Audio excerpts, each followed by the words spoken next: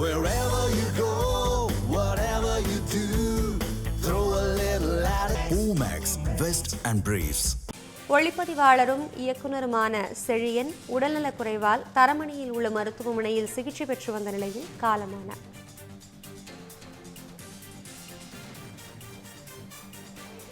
கல்லூரி, தென்மேற்கு பருவக்காற்று, பரதேசி உட்பட பல்வேறு திரைப்படங்களுக்கு ஒளிப்பதிவாளராக பணியாற்றியவர் செழியன்.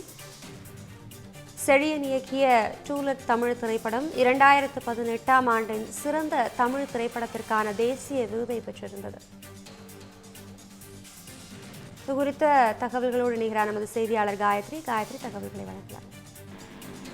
வணக்கம் அபிராமி. இன்று அதிகாலை ஒளிப்பதிவாளர் செழியன் சென்னையில் காலமானதாக ஒரு தகவலானது வெளியாகி இருக்கிறது. குறிப்பாக செழியனை பொறுத்தவரை பல்வேறு விருதுகள் பெற்ற படங்களை இயக்கி இருக்கிறார் என்பது குறிப்பிடத்தக்கது.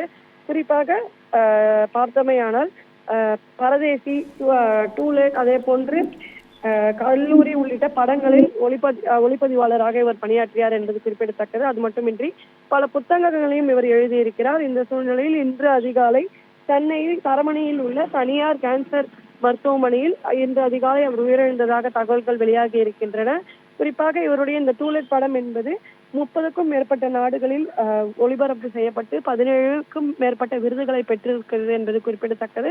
இந்த சூழ்நிலையில் இந்த படமானது 2019ஆம் ஆண்டு வெளிவந்த பொழுது பல இயக்குநர்களும் இந்த படத்தின் தொடர்பாக பாராட்டுகளை தெரிவித்திருந்தனர். குறிப்பாக அண்மையில் மறைந்த பாரதி ராஜா அவர்களும் இந்த படம் வெளியான பொழுது இந்த படத்தை பார்த்துவிட்டு தன்னுடைய கருத்துக்களை தெரிவித்திருந்தார். குறிப்பாக ஆச்சரியப்படக்கூடிய வகையிலும் நான் கற்றுக்கொள்ள வேண்டிய நிறைய கருத்துக்கள் இந்த படத்தில் இருக்கின்றன என்பது தொடர்பான பல்வேறு கருத்துக்களை அவர் தெரிவித்திருந்தார். இந்த படம் வெளியான பொழுது பல்வேறு பாராட்டுகளை பெற்றிருந்தது என்பது குறிப்பிடத்தக்கது. மேலும் 30க்கும் மேற்பட்ட நாடுகளில் இந்த திரைப்படமானது ஒளிபரப்பு செய்யப்பட்டது என்பதும் குறிப்பிடத்தக்கது. இந்த சூழ்நிலையில்தான் சென்னையில் தரமணியில் உள்ள தனியார் மருத்துவமனையில் ஒளிப்பதிவாளரும் இயக்குனருமான செழியன் இன்று அதிகாலை காலமானதாக தெரிவிக்கப்பட்டிருக்கிறது.